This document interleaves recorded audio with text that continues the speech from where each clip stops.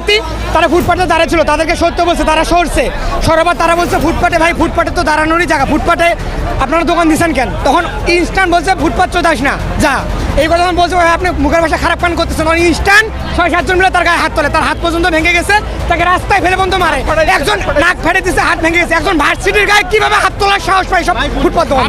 আমরা চাই এই সুষ্ঠু বিচার চাই, আমরা চাই যারা এর সাথে জড়িত তাদেরকে অতি দ্রুত গ্রেপ্তার করে যেন শাস্তির আওতায় না হয়, যেন ভবিষ্যতে কেউ এই ধরনের কর্মকাণ্ড ঘটার সাহস না পায়। আমাদের ডিপার্টমেন্টের বড় ভাই বলেছে আমরা এখানে কেন চলবো, ফুটপাতের জায়গা কি কিনে নিয়েছেন নাকি?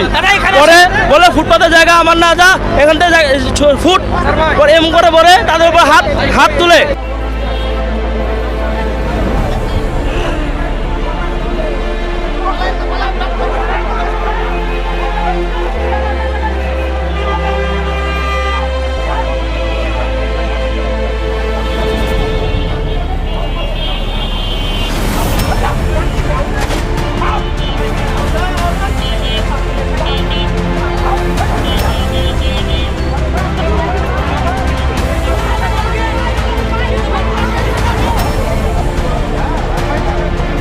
সেনাবাহিনীকে বলে আমরা স্টুডেন্ট, আমাদের জার্সি আছে, আমাদের আইডি কার্ড পকেটে আছে, কোনো কথা শুনে নাই। আমি রিক্সার ধাক্কা লেগে পড়ে গেছি, আর পেছন থেকে ওইভাবে মারশুট করছে। হাতের অবস্থা দেখেন, পায়ের অবস্থা দেখেন।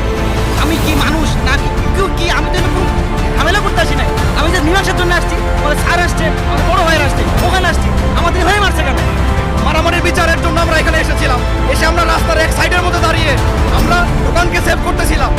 অতর্কিতভাবে এসে আমাদেরকে কুত্তার মতো পিটাইছে, গরুর মতো পিটাইছে আমাদেরকে।